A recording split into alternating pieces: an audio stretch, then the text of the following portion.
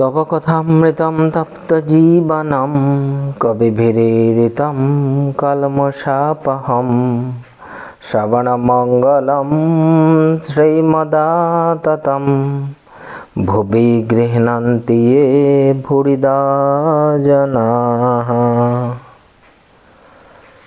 তোমার কথামৃত তাপদগ্ধ জনগণের জীবনস্বরূপ মণিগণ কর্তৃক কীর্তিত পাপ সমূহের বিনাশক, শ্রবণ মাত্রই মঙ্গলপ্রদ ও সকল সম্পদের আকর।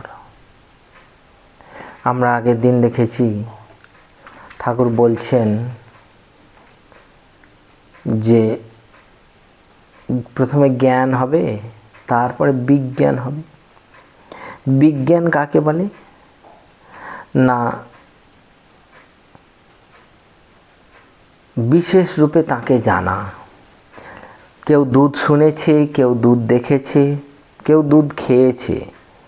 যে শুনেছে সে অজ্ঞান, যে দেখেছে সে জ্ঞানী, আর যে খেয়েছে তার বিজ্ঞান অর্থাৎ বিশেষ রূপে জানা হয়েছে।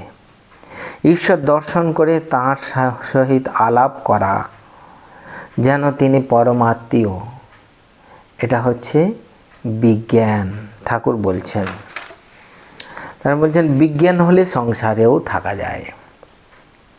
তখন বেশ অনুভব হয় যে তিনি জীব জগৎ হয়েছেন, তিনি সংসার ছাড়া নন।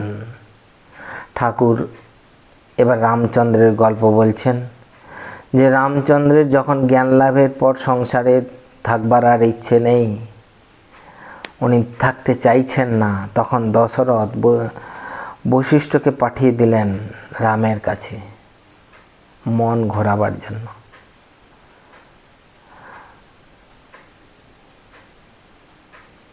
তো বশিষ্ঠ গিয়ে বললেন, রাম, যদি সংসার ঈশ্বর ছাড়া হয় তুমি ত্যাগ করতে পারো। রামচন্দ্র চুপ করে রইলেন, কারণ তিনি বেশ জানেন যে ঈশ্বর ছাড়া কিছুই নাই।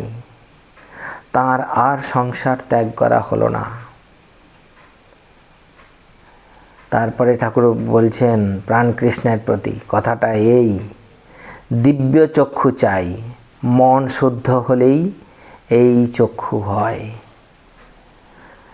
দেখো না কুমারী পূজা, হাগা মোটা মেয়ে, তাকে ঠিক দেখলুম সাক্ষাৎ ভগবতী। একদিকে স্ত্রী একদিকে ছেলে, দুজনকেই আদর করছে কিন্তু ভিন্নভাবে। তবেই হলো মন নিয়ে কথা। শুদ্ধ মনেতে এক ভাব হয়, সেই মনটি পেলে সংসারে ঈশ্বর দর্শন হয়, তবেই সাধন চাই।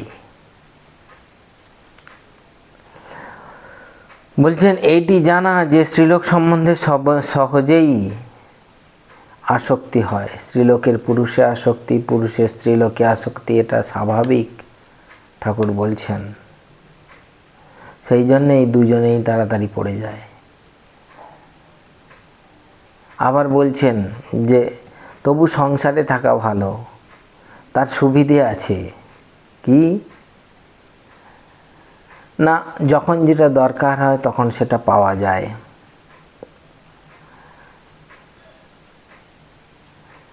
তারপরে ঠাকুর হঠযোগীর কথা বলছেন। হঠযোগী ঠাকুরকে বলেছিলেন যে তার কাছে যে ভক্তরা আসবে তাদেরকে যেন একটু বলা হয় তাকে কিছু দেবার জন্য, কিন্তু কেউ দিচ্ছে না। ঠাকুর বলছেন আমি বলেছি তো কেউ দিচ্ছে না। তারপর প্রাণকৃষ্ণকে বলছে, হ্যাঁ গো, তোমরা কি ওকে লাইক করো না? তো হঠযোগী সব শুনলেন, শুনে চলে গেলেন। প্রাণকৃষ্ণও কিছু বললেন না, চুপ করে রইলেন। এইরকমভাবে কথোপকথন চলছে। আমরা আজকে দ্বাবিংশ পরিচ্ছেদ পড়ব 417 পৃষ্ঠায়। তো এখানে ঠাকুর প্রাণকৃষ্ণাদি ভক্তের প্রতি বলছেন, আর সংসারে থাকতে গেলে সত্য কথার খুব আঁট চাই। সত্যতেই ভগবানকে লাভ করা যায়। আমার সত্য কথার আঁট এখন একটু কমেছে, আগে ভারী আঁট ছিল। যদি বলতুম নাইব, গঙ্গায় নামা হলো, মন্ত্রোচ্চারণ হলো, মাথায় একটু জলও দিলাম, তবু সন্দেহ হলো, বুঝি পুরো নাওয়া হলো না।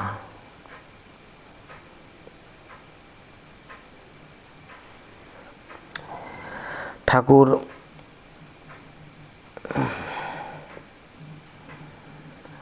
বলছেন অমুক জায়গাতে হাঁকতে যাব, তা সেইখানেই যেতে হবে। রামের বাড়ি গেলুম কলকাতায়, বলে ফেলেছি লুচি খাবো না, যখন খেতে দিলে তখন আবার খিদে পেয়েছে। কিন্তু লুচি খাবো না বলেছি, তখন মিঠাই দিয়ে পেট ভরাই। সকলের হাস্য। মানে ঠাকুরের এই ইয়েটা, এই যে 70 8টা খুব টাইট ছিল।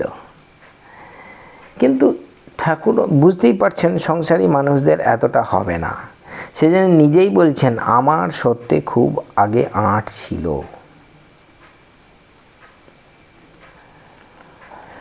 এখন একটু কমে গেছে। বলছেন এখন তবু একটু 8 কমেছে, বাহ্যে পাইনি, যাব বলে ফেলেছি, কি হবে? রামকে জিজ্ঞাসা করলাম।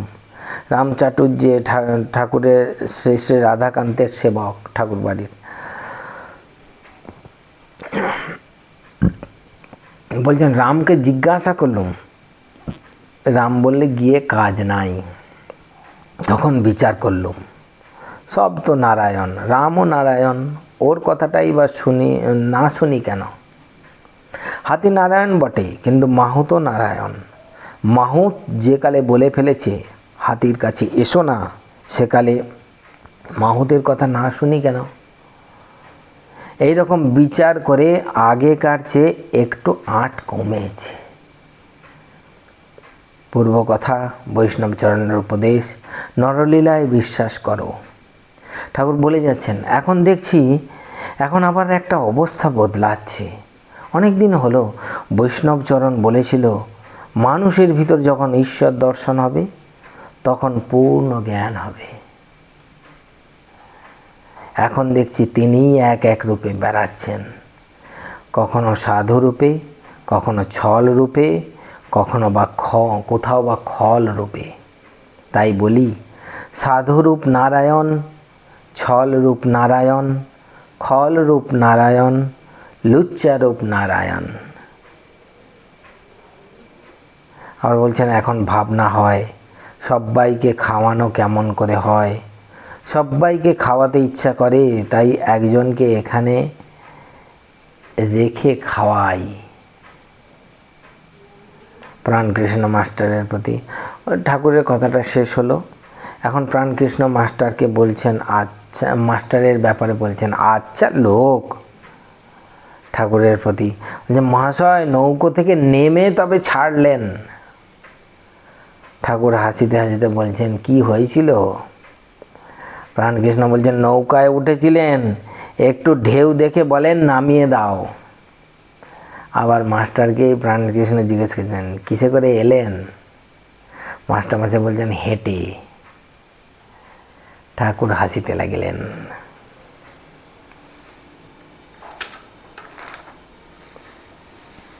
সংসারী লোকের বিষয়কর্ম ত্যাগ কঠিন, পণ্ডিত ও বিবেক। প্রাণকৃষ্ণ ঠাকুরের প্রতি মহাশয় এইবার মনে করছি কর্ম ছেড়ে দিব। কর্ম করতে গেলে আর কিছু হয় না। সঙ্গী বাবুকে দেখিয়া প্রাণকৃষ্ণ বলছেন একে কাজ শেখাচ্ছি, আমি ছেড়ে দিলে ইনি কাজ করবেন, আর পারা যায় না। এবার ঠাকুর কি বলছেন দেখুন। ঠাকুর সঙ্গে সঙ্গে বলছেন হ্যাঁ বড় জঞ্জাট, এখন দিন কতক নির্জনে ঈশ্বর চিন্তা করা খুব ভালো। তারপরেই বলছেন কিন্তু তুমি বলছো বটে ছাড়বে, কাপ্তেনও ওই কথা বলেছিল। সংসারী লোকেরা বলে কিন্তু পেরে ওঠে না। অনেক পণ্ডিত আছে কত জ্ঞানের কথা বলে, মুখেই বলে, কাজে কিছুই নয়। যেমন শকুনি খুব উঁচুতে উঠে কিন্তু ভাগাড়ের দিকে নজর, অর্থাৎ সেই কামিনী কাঞ্চনের উপর, সংসারের উপর আসক্তি। যদি শুনি পণ্ডিতের বিবেক বৈরাগ্য আছে তবে ভয় হয়, তা না হলে কুকুর ছাগল জ্ঞান হয়। প্রাণকৃষ্ণ প্রণাম করিয়া বিদায় গ্রহণ করিলেন। মাস্টারকে বলিলেন, আপনি যাবেন? মাস্টার বললেন, না, আপনারা আসুন। প্রাণকৃষ্ণ হাসিতেছেন ও বলিলেন, তুমি আর যাও? সকলের হাস্য। মাস্টার পঞ্চবটির কাছে একটু বেড়াইয়া ঠাকুর যে ঘাটে স্নান করিতেন সেই ঘাটে স্নান করিলেন। তৎপরে ভবতারিণী ও রাধাকান্ত দর্শন ও প্রণাম করিলেন। ভাবিতেছেন, শুনিয়াছিলাম ঈশ্বর নিরাকার, তবে এই প্রতিমার সম্মুখে কেন প্রণাম? মাস্টারের ভিতরে কিন্তু এখনও চলছে। সেই ঠাকুর যখন প্রথম জিজ্ঞেস করেছিলেন, তোমার কি ভাব? মাস্টারমশাই বলেছিলেন, নিরাকারের ভাব। ঠাকুর বহুবার চেষ্টা করেছেন ভক্তি ভাব তার মধ্যে ঢোকাবার, ঢুকিয়েছেন অনেকটা, কিন্তু এখনও একটু ওই উঁকি মারছে যে শুনিয়াছিলাম ঈশ্বর নিরাকার, তবে এই প্রতিমার সম্মুখে কেন প্রণাম? ঠাকুর শ্রীরামকৃষ্ণ সাকার দেবদেবী মানেন এই জন্য। আমি তো ঈশ্বর সম্বন্ধে কিছুই জানি না, বুঝি না। ঠাকুর যে কালে মানেন, তাই কোন ছাড়, মানতেই হবে। এই যে ঠাকুরের উপর এত ভালোবাসা, যে যেহেতু ঠাকুর মানেন আর অত বিচার করার দরকার নেই। ঠাকুর যে কালে মানছেন সেকালে মেনে নাও, এই হচ্ছে কথা। যে ঠাকুর যখন মানছেন তখন আমি কোন ছাড়, আমি কি?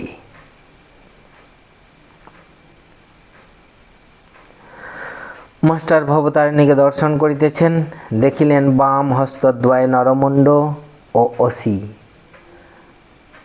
মায়ের বাম হাতের উপরে অসি, নিচে নরমুণ্ড, আর ডান হাত দুটোই, উপরের হাত নিচের হাত দুটোই বরাভয় দায়নি। বলছেন দক্ষিণ হস্তদ্বয়ে বরাভয়।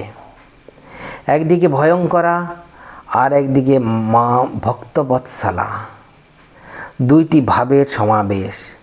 ভক্তের কাছে তাঁর দিনহীন জীবের কাছে মা দয়াময়ী, স্নেহময়ী। আবার এও সত্য, মা ভয়ঙ্করী, কাল কামিনী।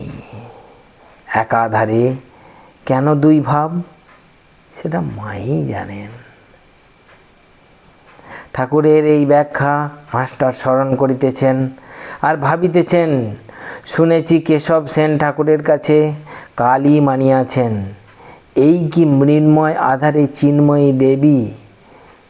কেশব এই কথাই বলিতেন।